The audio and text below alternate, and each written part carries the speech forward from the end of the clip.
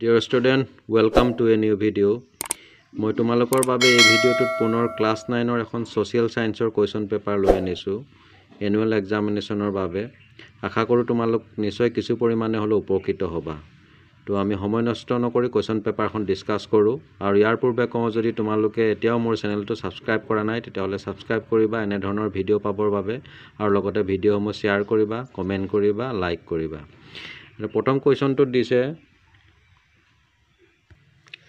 Question number 1 ত কেটামান MCQ আগবঢ়াইছে আমাৰ বাবে 1 নম্বৰটো দিছে ইংলিছ ইষ্ট ইণ্ডিয়া কোম্পানী গঠন হৈছিল 1600 খ্ৰীষ্টাব্দত 1599 খ্ৰীষ্টাব্দত 1601 খ্ৰীষ্টাব্দত আৰু 1500 খ্ৰীষ্টাব্দত ইয়াৰ শুদ্ধ এনসাৰটো হ'ব অপচন এ 1600 খ্ৰীষ্টাব্দত নেক্সট কোৱেশ্চন নম্বৰ 2 টো দিছে ভূপৃষ্ঠৰ পৰিৱৰ্তন সাধন কৰা আভ্যন্তৰীণ শক্তি হ'ল ভূমিকম্প বতাহ সূৰ্যৰশ্মি আৰু হিমবাহ যেটো ভূপৃষ্ঠৰ কথা কৈছে গতিকে ইয়াৰ আভ্যন্তৰীণ শক্তি হ'ব কোনটো অপচন এ ভূমিকম্প তাৰ পিছতে কোৱেশ্চন নম্বৰ 3 টো দিছে আনন্দমঠ উপন্যাসৰ ৰচয়িতা হ'ল ৰাজা ৰামমোহন ৰায় দয়ানন্দ সৰস্বতী কেশৱ চন্দ্ৰ সেন বঙ্কিম চন্দ্ৰ চট্টোপাধ্যায় আমি জানো যে বঙ্কিম চন্দ্ৰ চট্টোপাধ্যায় আনন্দমঠ উপন্যাস ৰচনা কৰিছিল গতিকে ইয়াৰ শুদ্ধ এনসাৰটো হ'ব অপচন ডি বঙ্কিম চন্দ্ৰ চট্টোপাধ্যায় তাৰ পিছতে আমাক নেক্সট দিছে কোনজন ভাৰতীয় লোকে পোনপ্ৰথমে ভাৰতীয় লোকসেৱা পৰীক্ষাত উত্তীৰ্ণ হৈছিল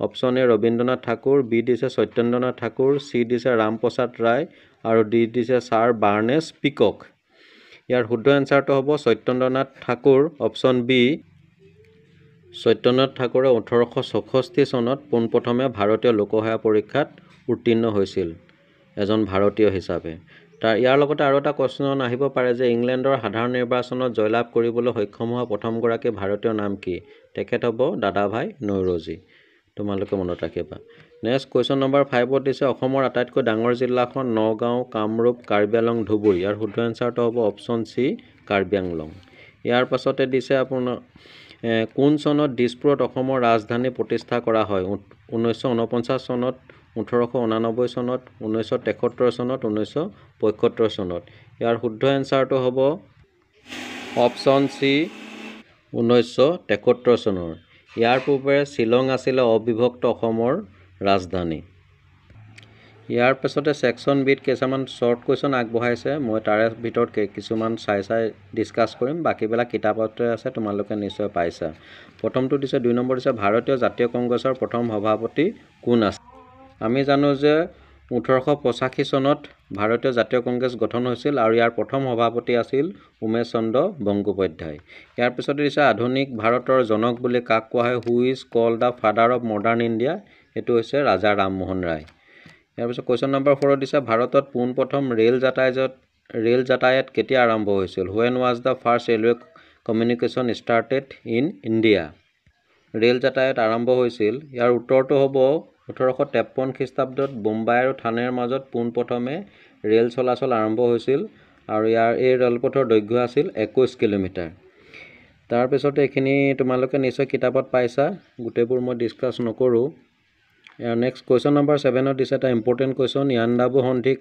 কাৰ মাজত কিমান চনত হৈছিল ইয়াৰ এনসাৰটো হ'ব 1826 খ্ৰীষ্টাব্দত 24 ফেব্ৰুৱাৰীত ইংৰাজ কোম্পানী চৰকাৰ অৰ্থাৎ ইষ্ট ইণ্ডিয়া কোম্পানী আৰু ব্ৰহ্মদেশৰ ৰজাৰ মাজত ইয়াণ্ডাবু সন্ধি হৈছিল তাৰ পিছত নেক্সট দিছে কোৱেশ্চন নম্বৰ 8 ত ভাৰতত পোনপ্ৰথমে কোৰ্ট আৰু কেতিয়া টেলিগ্ৰাফ ব্যৱস্থাৰ আৰম্ভণি হয় আমি পাইছো যে 1839 খ্ৰীষ্টাব্দত কলিকতা আৰু ডায়মণ্ড হাৰবাৰৰ মাজত বেচৰকাৰী খণ্ডত প্ৰথম টেলিগ্ৰাফ ব্যৱস্থাৰ প্ৰৱৰ্তন হয় গতিকে এখিনিকে লিখিলে হ'ব পাছৰ কোৱেশ্চনখিনি তোমালোকলৈ মই আগবঢ়াইছো তোমালোকে নিশ্চয় কৰিছা কিতাপতে আছে আৰু যদি কিবা অসুবিধা হয় মোলে কমেন্ট কৰিবা তাৰ মাজত চাই কিছুমান মই তোমালোকৰ লগত ডিসকাস কৰিম দেখা পাইছা নিশ্চয় তোমালোকে ইয়াৰ মাজৰ পৰা হয়তো বহুখিনি তোমালোকৰ পৰীক্ষাত কমন আহিব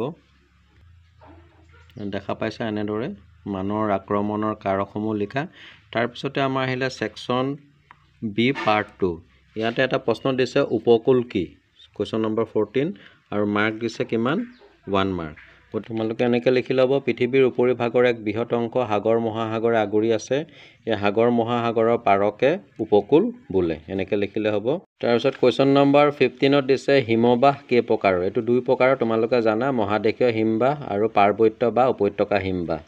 তাৰপিছতে ইনচেলবাৰ্গ কি, আমি লিখিব পাৰিছোঁ ইনচেলবাৰ্গ হৈছে মৰুভূমিত অৱস্থিত একোটা ক্ষয়প্ৰাপ্ত চাপৰ পাহাৰ। ই এটা কি জাৰ্মান শব্দ, তোমালোকে জানি থোৱাটো ভাল, পৰীক্ষাত আহিব পাৰে শ্বৰ্ট কুৱেশ্যন।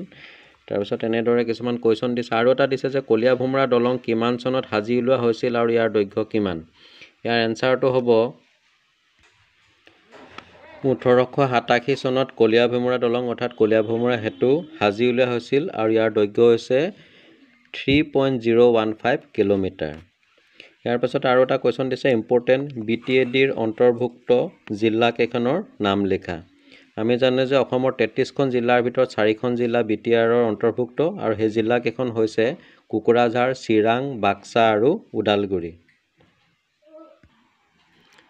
তাৰপিছতে আৰু এটা ইম্পৰ্টেণ্ট কুৱেশ্যন দিছে 21 নম্বৰত জনপ্ৰব্ৰজন কাক বোলে। এইটো তোমালোকে পাইছা কিতাপত 77 পেজত আছে যে মানুহে স্থায়ী বা অস্থায়ীভাৱে বাসস্থান সলাই এঠাইৰ পৰা আন এঠাইলৈ গমন কৰাকে জনপ্ৰব্ৰজন বোলা হয়। এইটোকে লিখিলে হ'ল। তাৰপিছতে এনেদৰে কিছুমান কুৱেশ্যন আগবঢ়াইছে আমাৰ বাবে। নদীৰ কাৰ্য 3টা বৰ্ণনা কৰা, ভাৰতৰ অৰ্থনীতিৰ 3টা বৈশিষ্ট্য উল্লেখ কৰা, এইবিলাক তোমালোকে কৰিছা। গ্ৰাফ কাক বোলে, ই কেই প্ৰকাৰ আৰু কি কি।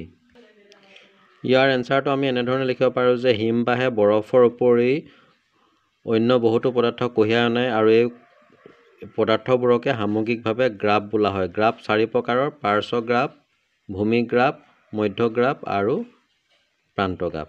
এইখিনিকে লিখিলে হ'ল। তাৰপিছতে দিছে যে অসমৰ এখন মানচিত্ৰ অংকন কৰি তলত দিয়াসমূহ বহুৱা। এইখিনি তোমালোকে অসমৰ মানচিত্ৰ আঁকি এইখিনি বহুৱাব লাগিব। মাজুলী, মানস ৰাষ্ট্ৰীয় উদ্যান, নুমলীগড় তেল শোধনাগাৰ। তাৰপিছতে বৰ্তমান বিশ্বৰ আটাইতকৈ জনপ্ৰিয় চৰকাৰ কোনবিধ। চাৰটো লিখিব লাগিব যে বৰ্তমান বিশ্বৰ আটাইতকৈ জনপ্ৰিয় চৰকাৰবিধ হৈছে গণতান্ত্ৰিক পদ্ধতিৰ চৰকাৰ। ইয়াৰ পিছত আৰু কিছুমান কুৱেশ্যন দিছে, খুব সুন্দৰ প্ৰশ্ন, তোমালোকে সকলোবিলাকৰ এনচাৰ কৰিছা, কিতাপত পঢ়িছা এইবিলাকৰ বিষয়ে। তো মই আৰু এইখিনি ডিছকাছ নকৰোঁ। আৰু কোনোটো কুৱেশ্যনৰ যদি এনচাৰ লিখোঁতে কিবা অসুবিধা হয় মোলৈ কমেণ্ট কৰিবা, নিশ্চয় মই সেইটো তোমালোকলৈ কমেণ্টত লিখি দিম। তো ডিয়াৰ ষ্টুডেণ্ট, আজিৰ ভিডিঅ'টোত ইমানেই।